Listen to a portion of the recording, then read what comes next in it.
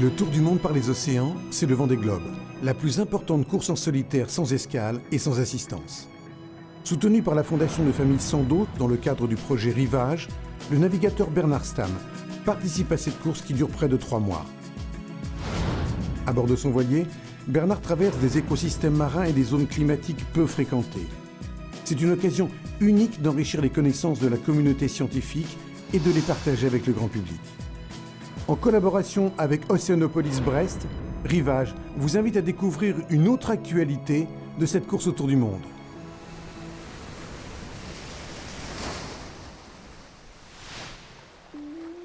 Les mers et les océans du globe abritent près de 350 espèces de requins. Dans l'Atlantique Nord-Est, le plus grand d'entre eux est le Cetorinus maximus, plus connu sous le nom de requin pèlerin. Ce géant, qui peut atteindre plus de 12 mètres, sait rester discret. Le pèlerin a longtemps été chassé pour l'huile de son foie, qui pèse près de 800 kg, soit le quart de son poids. Il est désormais l'une des 3 espèces de requins les plus menacées et fait l'objet de mesures de protection.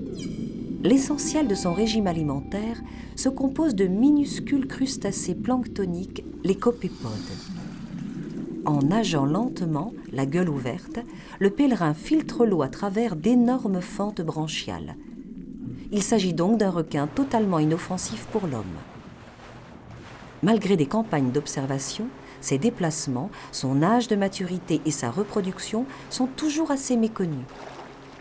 Il y a peu de temps, on pensait que ce requin hibernait, qu'il ne traversait pas l'Atlantique et ne passait pas dans l'hémisphère sud. De récents programmes de balisage contredisent ces hypothèses. Couplés à la position GPS, ces capteurs mesurent température, profondeur et intensité lumineuse. Il est alors possible de suivre les déplacements du requin dans la masse d'eau. Les scientifiques ont ainsi découvert qu'à défaut d'hiberner, le pèlerin suit en réalité les zones de forte concentration planctonique. Autre constat, son aire de répartition va bien au-delà des eaux du plateau continental. En 2008 et 2009, des sondes ont permis d'enregistrer des déplacements transatlantiques et au-delà de l'équateur, ce qui laisse à penser qu'il n'y aurait qu'une seule et unique population mondiale de requins pèlerins. Si ces découvertes ont permis de mieux connaître le requin pèlerin, le mystérieux poisson devra encore faire l'objet de nombreuses études pour nous livrer tous ses secrets.